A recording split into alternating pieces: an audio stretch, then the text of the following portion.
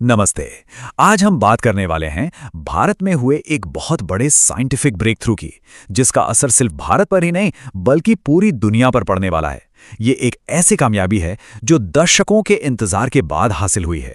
तो हाल ही में एक बड़ी खबर आई तमिलनाडु के कल्लप्पक्कम से। पता चला है कि भारत के एक न्यूक्लियर रिएक्टर ने क्रिटिकैलिटी हासिल कर ली है। अब ये सुनने में तो बहुत भारी भरकम शब्द लगता है, लेकिन ये क्रिटिकैलिटी आखिर है क्या चीज? चलिए आज इसी को समझने की कोशिश करते हैं। तो सबसे पहले आइए समझते हैं कि न्यूक्लियर एनर्जी के फील्ड में ये कितनी बड़ी, कितनी अहम उपलब्धि है।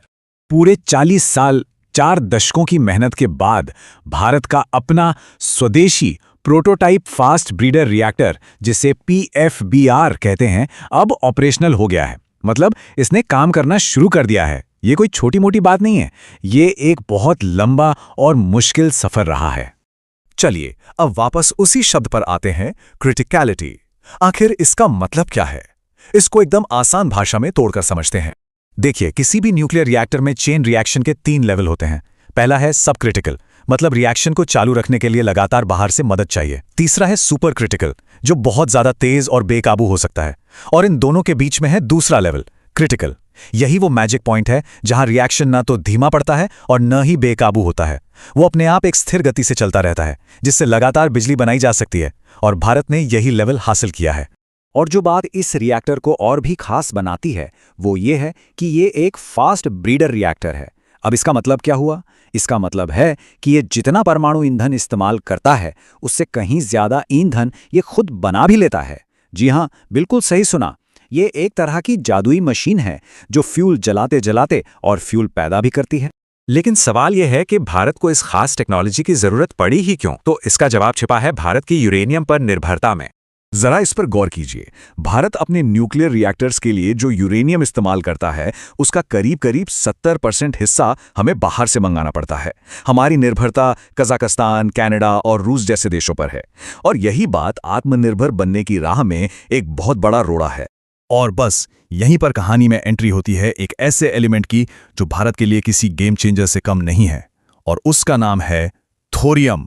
अब देखिए, जहां एक तरफ यूरेनियम भारत में बहुत कम मात्रा में है, वहीं दूसरी तरफ थोरियम के हमारे पास विशाल, मतलब बहुत ही विशाल भंडार हैं।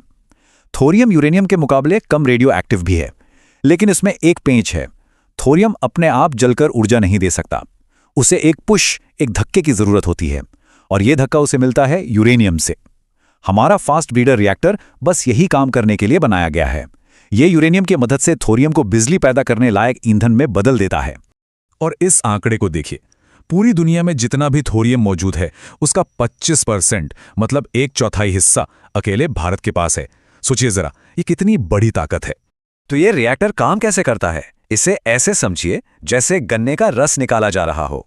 पहले गन्ने को मशीन में डाला, रस निकला, फिर उसी बचे हुए खुई को दोबारा मशीन में डालते हैं ताकि रस की एक एक बूंद निकल आए। ठीक वैसे ही ये रिएक्टर भी परमाणु ईंधन और थोरियम का बार बार इस्तेमाल करके उनसे ज्यादा ऊर्जा निकालता है और कचरे को भी कम से कम करता है। ये जो कामयाबी आज मिली है, ये कोई रातों रात नहीं मिली। ये असल में एक 70 साल पुराने सपने के सच होने जैसा है। इसकी नींव 1950 के दशक में ही महान वैज्ञानिक डॉक्टर होमी जहांगीर भाभा ने रख दी थी। उन्होंने भारत के कम यूरेनियम और विशाल थोरियम भंडारों को देखते हुए एक 3 स्टेज न्यूक्लियर प्रोग्राम का सपना देखा था। आज इस रिएक्टर के चालू होने के साथ ही भारत ने उस प्रोग्राम का दूसरा और सबसे मुश्किल चरण सफलतापूर्वक पूरा कर लिया है। प्रधानमंत्री नरेंद्र मोदी ने भी इस मौके को भारत के लिए एक गौरवपूर्ण क्षण बताया।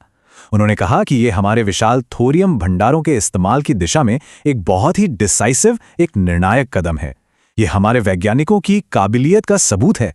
इस एक कामयाबी ने भारत को दुनिया के एक बहुत ही एक्सक्लूसिव क्लब में पहुंचा दिया है, क्योंकि सच तो यह है कि इस टेक्नोलॉजी पर काबू पाना बेहद मुश्किल काम है। जरा इन देशों पर एक नजर डालिए। अमेरिका, जापान, फ्रांस, जर्मनी, दुनिया के बड़े बड़े विकसित देशों ने इस टेक्नोलॉजी पर अरबों खरबों डॉलर्स खर्च किए, लेकिन आखिरकार उन्हें अपने प्रोजेक्ट्स बंद करने पड़े। इससे अंदाजा लगाया जा सकता है कि भारत ने जो हासिल किया है वो कितना असाधारण है। तो इस कामयाबी के बाद अब दुनिया में सिर्फ और सिर्फ 2 ही ऐसे देश हैं जिन्होंने commercial fast breeder reactor technology में महारत हासिल की हो। एक है रूस और अब दूसरा है भारत। इंटरनेशनल एनर्जी एजेंसी जैसी बड़ी संस्था ने भी भारत की तारीफ की है। उनका कहना है कि ये रिएक्टर बहुत कम परमाणु ईंधन का इस्तेमाल करेगा और एक क्लोज्ड फ्यूल साइकिल का रास्ता खोलेगा। मतलब एक ऐसा सिस्टम जिसमें पैदा हुए कचरे को ही दोबारा ईंधन की तरह इस्तेमाल कर लिया जाए। ये एनर्जी सिक्योरिटी के लिए एक बहुत बड़ी बात है। हालांकि हर कोई इसे सिर्फ ऊर्जा के चश्मे से नहीं देख रहा। जहां एक तरफ तारीफ हो रही है, वहीं दूसरी तरफ कुछ चिंताएं भी जताई गई हैं। पाकिस्तान के एक परमाणु सलाहकार ने कहा है कि इस रिएक्टर की सफलता से भारत को हथियार बनाने लायक प्लूटोनियम बनाने में मदद मिल सकती है। तो अब सबसे बड़ा सवाल यही है, जैसे जैसे ये टेक्नोलॉजी और मैच्योर होगी, ये दुनिया में एनर्जी की आत्मनिर्भरता और न्यूक्लियर सिक्योरिटी के पूरे नक्शे को कैसे बदल कर रख देगी? ये एक ऐसा सवाल है जिसका जवाब हमें आने वाला वक्त ही देगा।